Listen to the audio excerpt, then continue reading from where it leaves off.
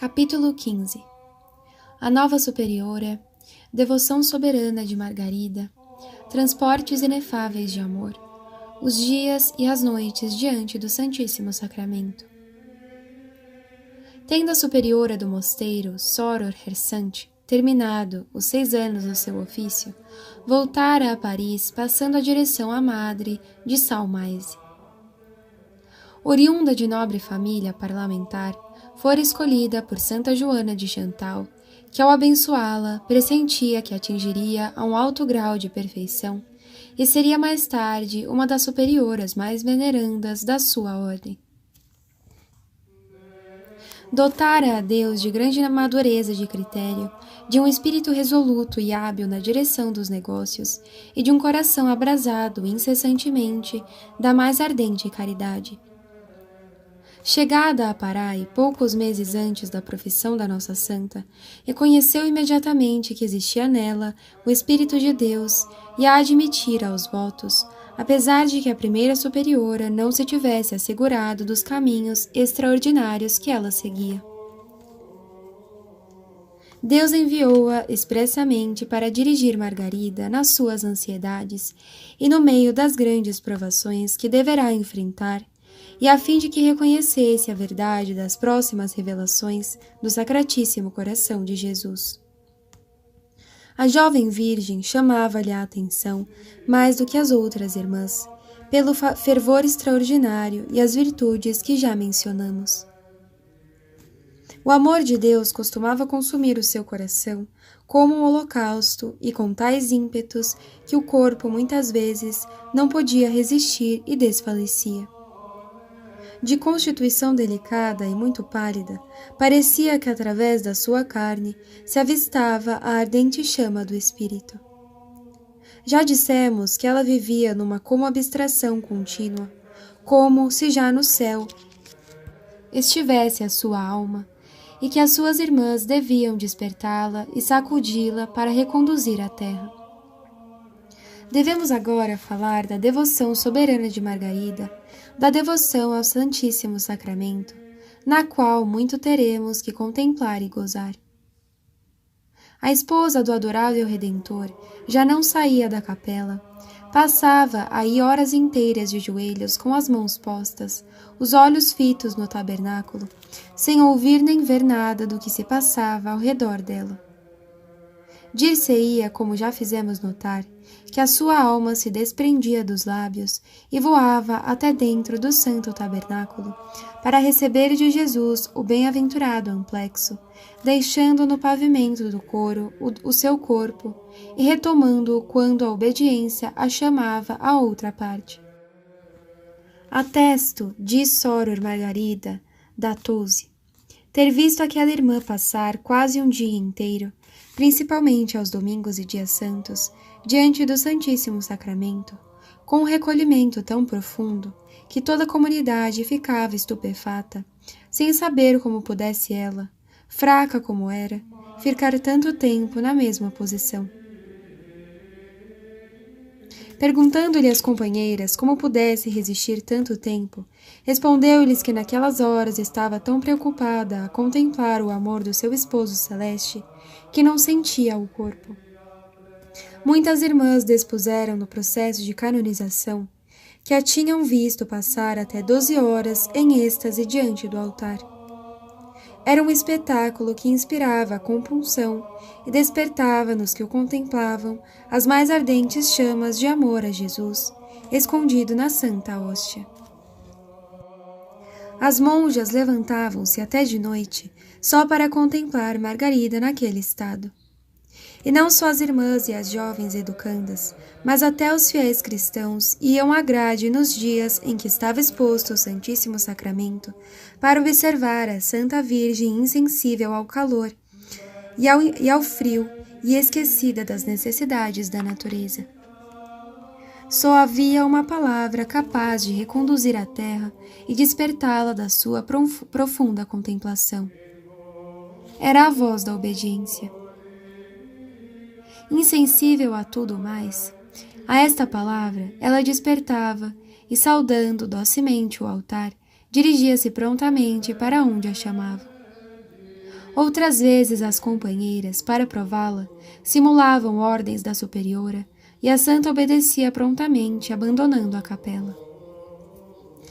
Lembro-me, diz a Madre Isabel de Lagarde, que uma vez, querendo experimentar a virtude da serva de Deus, depois de ter pedido a competente licença, fui dizer-lhe ao ouvido, na noite da Quinta-feira Santa, em que fazia um frio intenso: minha irmã, nossa superior ordena-vos que vos vades aquecer.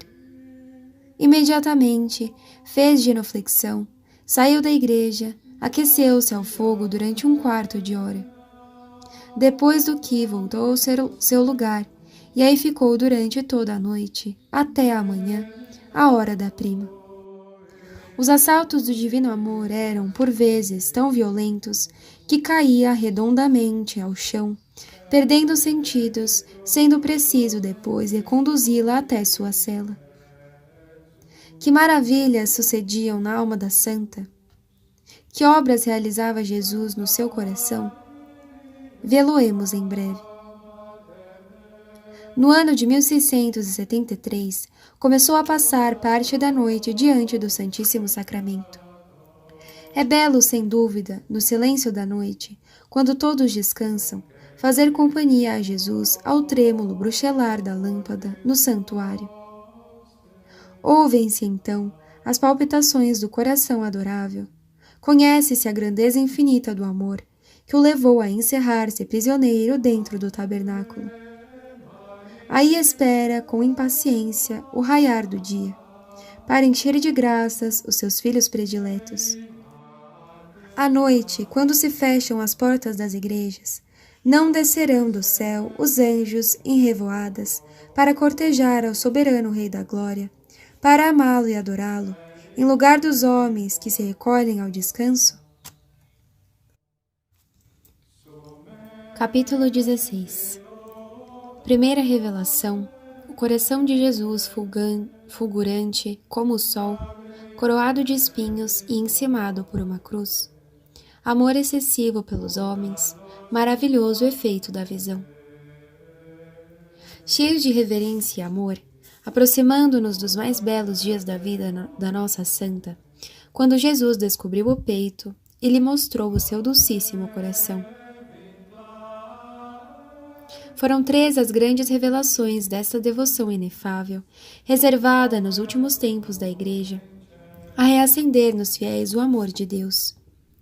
A primeira realizou-se no dia da festa do glorioso apóstolo, que na última ceia reclinou a cabeça sobre o peito adorável do Salvador e auscultou as divinas palpitações do seu coração 3 vezes santo. No dia 27 de dezembro de 1673, achando-se Margarida em oração diante do Santíssimo Sacramento, mais fervorosa do que nunca, foi arrebatada em êxtase e o Divino Salvador concedeu-lhe o privilégio do discípulo amado, permitindo-lhe que reclinasse a cabeça sobre seu peito augusto e experimentasse as maravilhas do seu amor. Jesus fez-lhe depois contemplar o seu coração sacratíssimo, oculto até aquele dia, todo fulgurante de luz, mais fúlgido que o sol meridiano, mais transparente do que um cristal e consumido como uma fornalha pelas chamas do seu amor aos homens. A chaga que lhe abrira na cruz o soldado romano aparecia visivelmente e estava toda circundada de espinhos e encimada por uma cruz. Enquanto Margarida, fora de si pela comoção e pelo afeto, contemplava aquele espetáculo, Nosso Senhor tomou a palavra e disse-lhe: O meu coração está tão apaixonado de amor pelos homens, que já não podendo conter dentro de si as chamas da sua ardente caridade, vê-se obrigado a expandi-las por teu intermédio e a manifestar-se a fim de enriquecê-los dos seus preciosos tesouros e das graças de que necessitam para evitarem a eterna perdição. E acrescentou: Eu te escolhi como um abismo de indignidade e ignorância para a realização de tão grande desígnio, a fim de que seja tudo feito por mim mesmo. Pediu-lhe depois o coração e, recebendo, colocou-o dentro do seu, como um átomo numa fornalha ardente. Em seguida, retirando de si uma chama ardente em forma de coração, colocou-lhe no peito, dizendo: Aqui tens um precioso penhor do meu afeto. Encerro no teu peito uma centelha das chamas mais vivas do meu amor, para te servir de coração e consumir-te até o último momento. Até aqui tiveste o nome de minha escrava. De hoje em diante, chamar-te-ás a discípula predileta do meu coração. Depois de tão excelso fervor, que durou por longo espaço de tempo, durante o qual ela não sabia se estava no céu ou na terra, permaneceu por muitos dias toda inflamada de amor, e não podia falar, comer e agir, senão fazendo grande violência, como se tivesse que tirar do céu a sua alma para animar o corpo. A majestade divina tinha invadido inteiramente o seu ser, e o amor tinha despertado nele chamas que ardiam sem cessar. Uma humildade profundíssima foi o fruto que lhe deixou a visão daquele coração sacratíssimo, que é manso e humilde. Desejaria ajoelhar-se no meio do refeitório e revelar publicamente as suas culpas, para ser desprezada por todas as suas irmãs. De então por diante, sentiu do lado do peito a pontada de uma chaga invisível por toda a vida, a qual lhe causava agudas dores e, ao mesmo tempo, a consumia de um amor santo. O seu peito experimentava a agonia da lança que transpassou o do Divino Mestre e o ardente amor que devorava o coração divino. Mas a ferida não aparecia visivelmente como no lado do glorioso patriarca de Assis, do qual até sangue vivo jorrava. Jesus lhe a escondera, como fizera outrora com a Santa Virgem de Siena, a qual, depois de ter recebido 5 estigmas, pediu ao seu esposo celeste os ocultasse aos olhos dos homens, para evitar a maravilha e a veneração. Esta revelação do coração divino assinalou na vida de Santa Margarida um aumento em todas as virtudes e um progresso maravilhoso no amor celeste. Os meses seguintes pareciam-lhe os primeiros dias da primavera, nos quais, depois de uma longa e silenciosa preparação, a terra de súbito veste-se como uma esposa, cobre-se de um manto esmeraldino, matizado nas mais fragrantes flores, embalsamando o ar e alegrando o coração. Todas as irmãs notaram o rápido progresso de Margarida na virtude e pressentiam quão grandes coisas havia Deus realizado naquela alma de eleição. Nenhuma, porém, pode penetrar no seu misterioso segredo.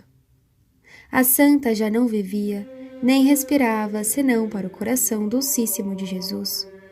A sua imagem estava de contínuo presente ao seu espírito, e como um sol, a iluminava com os seus raios. Se a só vista daquele coração adorável nos causava tanta impressão em nós, tão frios e lânguidos no amor de Deus, e tanto nos excita a piedade mais terna, qual não deveria ser o amor que despertaria no coração de Margarida, tão pura, tão cheia de caridade celeste?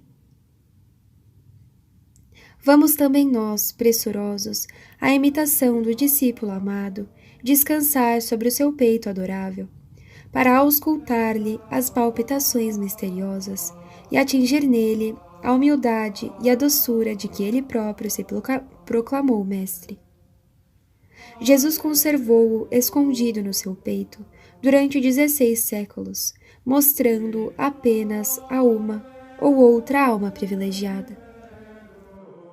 Agora, porém, revela-o a toda a Igreja e, enquanto o sustenta numa das mãos, com a outra convida a todos a virem a ele e beberem as águas de vida eterna que jorram sem cessar daquela ferida. Capítulo 17. Segunda revelação, sentidas queixas, a comunhão da primeira sexta-feira do mês e a hora santa, da morte à vida, dúvida angustiosa. A segunda revelação realizou-se no ano seguinte. Uma vez em que estava exposto o Santíssimo Sacramento, narra a santa, senti-me toda concentrada em mim mesma por um recolhimento extraordinário. Apresentou-se-me Jesus Cristo, meu docíssimo Mestre, todo radiante de glória, com as suas 5 chagas a resplandecerem como 5 sóis. Da sua humanidade sacratíssima caíam chamas por toda a parte, mas principalmente do seu adorável peito, que ardia como uma fornalha. Abrindo, descobriu-me ele o seu amantíssimo coração, nascente viva de todas aquelas labaredas. Patenteou-me as maravilhas inefáveis do seu amor, e até que excesso de caridade este o havia impelido ao amor dos homens, dos quais só recebia ingratidões. Isto, acrescentou, é mais doloroso do que tudo que sofri na minha paixão, tanto que, se me retribuísse o que fiz com algum sinal de amor, teria por pouco tudo o que sofri por eles, e quisera, se fosse possível, fazer ainda mais. Entretanto, só correspondem com fresas e repulsas a todas as minhas solicitudes. Dá-me ao menos tu esta alegria, suprindo quanto puderdes a sua ingratidão. Assim, depois de ter mostrado na primeira revelação o verdadeiro princípio da nova devoção, isto é, um amor, cujo fogo não podia conter no seu peito, Nosso Senhor agora lhe revela o caráter. Será uma reparação honrosa, uma expiação de todos os delitos do mundo, uma consolação para o seu coração abandonado. Margarida, humilde, desculpou-se alegando a sua insuficiência. Toma, replicou-lhe Jesus, o com que possas suprir ao que te falta. E dizendo isto, abriu-se o coração divino e desprendeu-se dele uma chama tão ardente que lhe fez pensar ficaria toda consumida. Não podendo resistir-lhe ao ardor, pediu ao Senhor tivesse compaixão da sua fraqueza. Jesus respondeu-lhe que não temesse, pois ele seria a sua força. Pediu-lhe 2 coisas para dispô-la ao cumprimento dos seus desígnios. Em primeiro lugar, que comungasse todas as primeiras sextas-feiras de cada mês, para reparar as injúrias que recebia no Santíssimo Sacramento. Em segundo lugar, que se levantasse todas as semanas na noite de quinta para sexta-feira, entre as 11 e a meia-noite, e se prostrasse durante 1 hora com face à terra, em expiação de todos os pecados dos homens, e para consolar o seu coração deste sensível abandono, do qual o sono dos apóstolos no Jardim das Oliveiras era apenas um ligeiro anúncio e uma pálida imagem. Durante estas maravilhas, a santa estava fora de si e já não sentia nem via nada do que se passava na terra. Tiveram que retirá-la de lá e, visto como não respondia nem podia manter-se em pé, levaram-na à presença da superiora. A voz de obediência chamou-a a si. Narrou então a madre tudo o que se passara entre ela e o esposo divino. A prudente diretora, para conservá-lo humilde no meio de graças tão assinaladas, mostrou que não acreditava e humilhou-a de 1000 maneiras. Margarida experimentou com isso um grande prazer e a mesma satisfação que os homens do mundo sentem ao verem-se honrados. Via-se de tal maneira culpada e cheia de confusão que qualquer tratamento rigoroso lhe parecia por demais suave. Assim procedem os santos. Quanto mais se veem honrados por Deus, mais se abaixam e se humilham na consideração do seu nada. Mas o fogo de amor que a devorava causou-lhe uma febre contínua, que ela suportou com grande alegria, sem dizer palavra, até que lhe faltaram as forças para se conservar em pé. Entretanto, diz ela, nunca senti tanta consolação, porque todo o meu corpo sofria dores horríveis, as quais saciavam, em parte, a sede extrema que eu tinha de sofrer. Este fogo devorador só se alimenta e se contenta com o lenho da cruz, com toda sorte de desprezos, humilhações e dores. Nunca sentia sofrimentos iguais aos que padecia com a privação deles. A febre era escaldante e agravava-se em acessos continuados, sem haver remédio algum capaz de lhe atenuar a intensidade. A superiora, pesarosa em extremo, aproximou-se do leito da agonizante e ordenou-lhe, em nome da obediência, que pedisse a Deus a saúde, dizendo que, com este sinal, reconheceria que tudo o que nela se passava provinha do céu. Prometeu deixá-la comungar nas primeiras sextas-feiras de cada mês e permitir-lhe a hora de oração na noite de quinta para sexta. Margarida sentiu forte repugnância em pedir a cessação dos seus sofrimentos, mas a voz da obediência não hesitou. Coisa admirável! Apenas acaba de proferir uma breve oração, cessou a febre, o pulso normalizou-se e ela readquiriu a primitiva saúde, voltando imediatamente a atender aos exercícios da comunidade.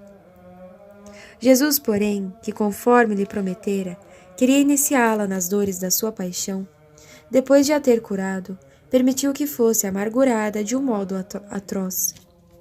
A cura instantânea da enfermidade que já lhe estava entreabrindo o sepulcro despertou a atenção de toda a comunidade. E a superiora julgou oportuno mandar examinar por pessoas competentes as graças assinaladas que ela recebia.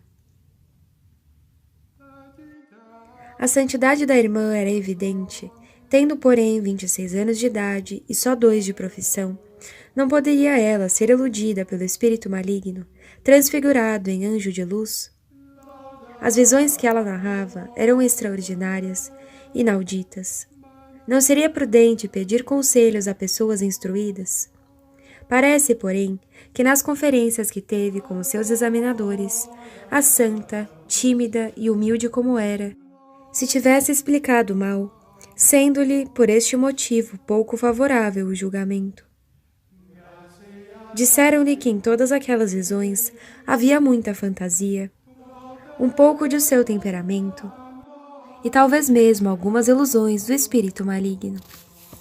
A infeliz Margarida sentiu o coração transpassado pelo cutelo da dor e bebeu a largos haustos no cálice da paixão. Persuadindo-se que estava no erro, fazia todos os esforços para resistir às graças extraordinárias com que Deus a visitava. Como, porém, nada conseguia, sobreveio-lhe a dúvida cruel de que estivesse sido abandonada. É impossível descrever as inquietações e as angústias que sobrevieram à sua alma, abandonada, assim, às agonias do Getsêmani. Um dia que experimentava todas as dores do Calvário e expandia o seu coração angustiado aos pés do Santíssimo Sacramento, o seu único conforto e refúgio no meio do abandono total dos homens, pareceu-lhe ouvir uma voz dizer-lhe: tem paciência e espera que venha o meu servo. Não compreendeu de pronto a que aludiam aquelas palavras, mas estas calaram-lhe no espírito como celeste bálsamo, pois entendeu que Deus viria em seu auxílio em tempo oportuno. Capítulo 18. O enviado do céu, terceira revelação, a festa solene do Sagrado Coração de Jesus, as primícias das adorações ao coração divino, a união de 3 corações. Deus Nosso Senhor lhe enviava de fato um religioso dotado de eminente virtude e ciência profunda, para esclarecê-la nas suas dúvidas e assegurar-lhe que, vindo do céu todas as suas visões, nada havia de temer.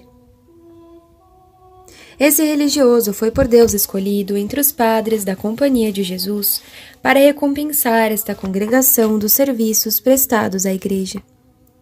Os padres da Companhia tinham educado boa parte da juventude europeia, civilizado o Paraguai, evangelizado o Japão, derramado seu sangue em 1000 regiões inóspitas, enriquecido a civilização das numerosas descobertas, posto um dique poderoso à heresia protestante e jansenista, e embalsamado o mundo com o perfume das mais belas virtudes. Cláudio de La Colombière era enviado como superior da residência de Paray. Convidado a fazer uma conferência às irmãs da Visitação, apenas Margarida o divisou. Pareceu-lhe ouvir estas palavras: É este o que eu te envio. Parece que Deus revelara àquele padre tudo o que se passava na alma da santa, porquanto na confissão lhe falou como se há muito a conhecera, apesar de nunca ter estado em Paray, nem em Haute-Court. Pouco tempo depois, teve o padre de La Colombière uma conferência com Margarida, a qual lhe manifestou todas as graças de que o Senhor acumulava, os juízos pouco favoráveis que recebera e a dúvida angustiosa de ser presa das astúcias do espírito maligno. O santo religioso assegurou-lhe que nada havia a temer no que ela praticava, uma vez que não se afastasse nem uma linha da voz da obediência, que devia seguir o espírito que a animava, entregando-lhe todo o seu ser para se sacrificar e se imolar segundo a vontade dele. Admirou a grande bondade divina que não se cansava das suas resistências e exortou a apreciar os seus dons e a receber com respeito e humildade as frequentes comunicações e os tratamentos familiares com que a distinguia, acrescentando que ela devia dar contínuas ações de graças a tão grande misericórdia. E tendo-lhe ela observado que o divino esposo a seguia tão de perto, sem exceção de tempo e de lugar, que ela não podia fazer oração vocal e com todos os seus esforços não conseguia rezar o rosário, o iluminado religioso disse-lhe que não fizesse violência e se contentasse de rezar as orações vocais de pura obrigação. Estas palavras deram luz ao espírito de Margarida e restituíram-lhe a paz. Entretanto, aproximava-se o grande dia da terceira visão. Até aqui, a humilde donzela tinha recebido favores íntimos e Jesus lhe pedira práticas individuais. Agora, devia confiar-lhe a missão pública de tornar conhecido e amado o seu adorável coração e conseguir que toda a Igreja, desde o Papa, que assim já tiara suprema, até a humilde monja do claustro, desde o príncipe até o vassalo, viesse prostrar-se diante dele para lhe render homenagem.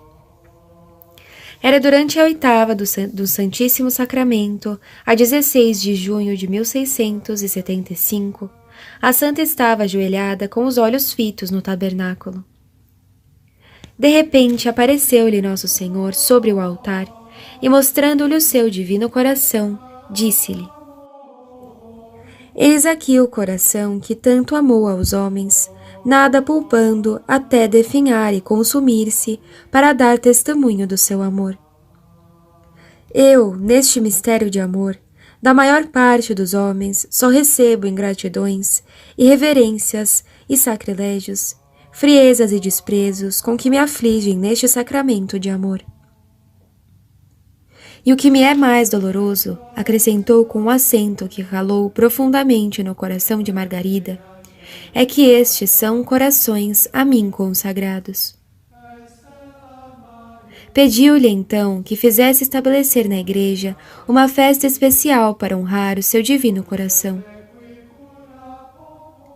É por isso que te peço que na primeira sexta-feira, depois da oitava do Santíssimo Sacramento, me seja dedicada uma festa particular para honrar o meu coração, participando naquele dia da Santa Comunhão e fazendo honrosa emenda e reparação, decorosa pelas indignidades que ele recebe.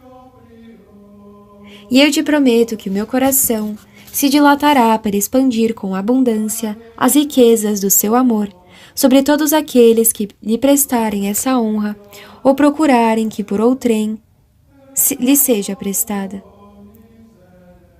É esta a revelação mais célebre e que contém tudo o que concerne a devoção do coração divino de Jesus. O seu princípio, que nada mais é do que o amor infinito de Deus pelos homens. O seu objeto é o de oferecer um culto de reparação, de conforto e de honrosa emenda. O seu caráter, que é o de ser um culto público, prestado por toda a Igreja.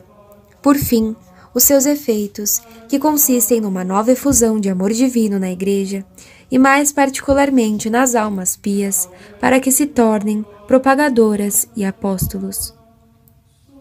Esta revelação foi mais tranquila. Produziu-lhe uma serena alegria e nenhuma das fortes emoções que caracterizam as duas primeiras. A humilde donzela sentia-se recolhida, atenta, feliz. Admirou-se unicamente da missão que lhe era confiada e perguntou a Jesus como deveria proceder. O esposo divino respondeu-lhe que fosse ter com o seu servo, o qual lhe tinha sido por ele expressamente enviado. O venerável padre de La Colombière, ouvindo a narração daquela visão maravilhosa, pediu-lhe que lhe a desse por escrito, a fim de a estudar atentamente e meditá-la na oração e no recolhimento. Depois de maduro exame, iluminado pelo céu, declarou à santa que aquela revelação vinha sem dúvida de Deus e que nela podia confiar.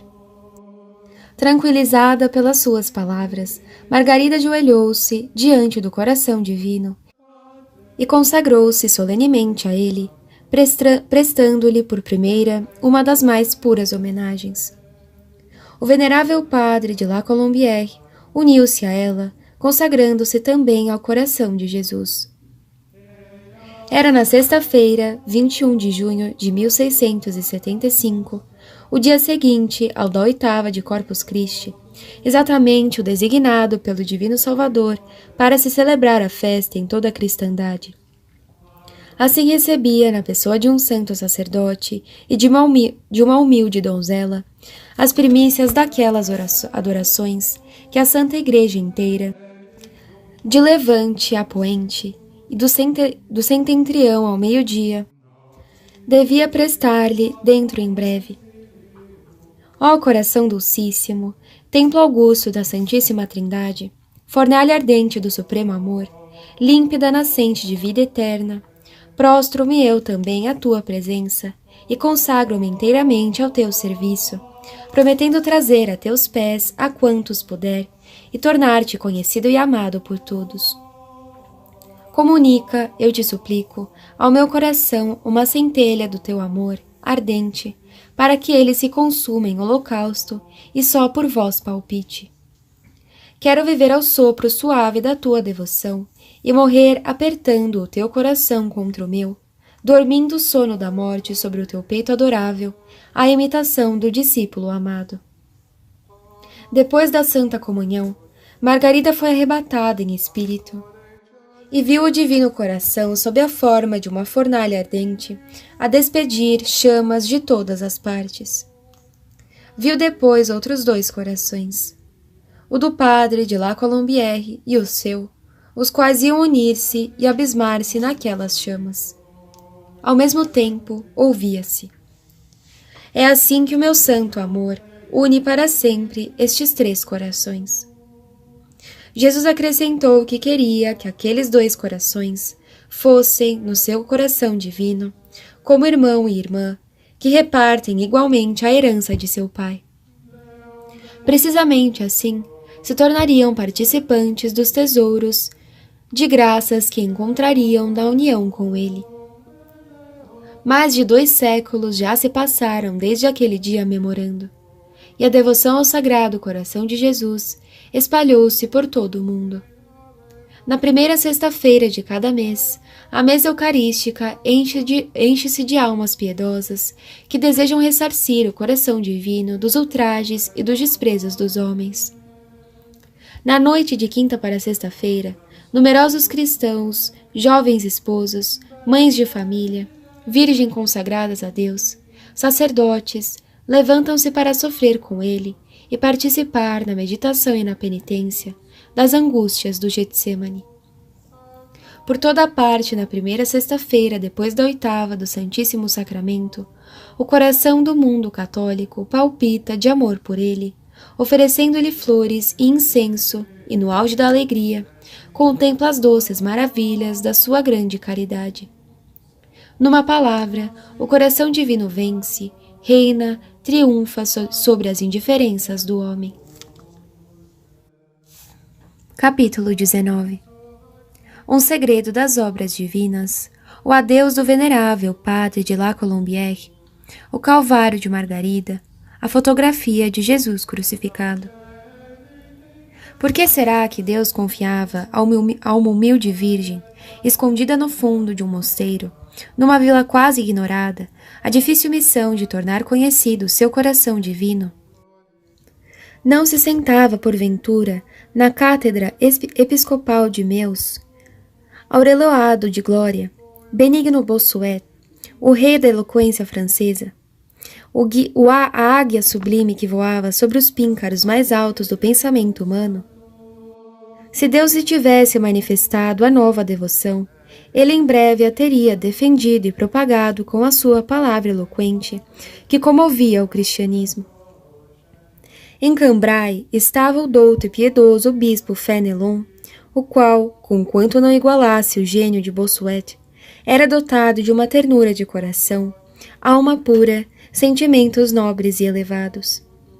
Havia pouco, expirava placidamente no ósculo do Senhor, o apóstolo da caridade, o pai dos pobres, São Vicente de Paulo. Por que não confiava a Deus a nova missão a estes grandes homens? A resposta é fácil. Deus queria triunfar com a fraqueza, servir-se de um instrumento pobre para demonstrar que tudo provinha dele. É um desígnio que se encontra a cada página da história da Igreja e que o glorioso apóstolo São Paulo já explicou eloquentemente nas suas epístolas. Entretanto, Margarida era privado do seu único apoio.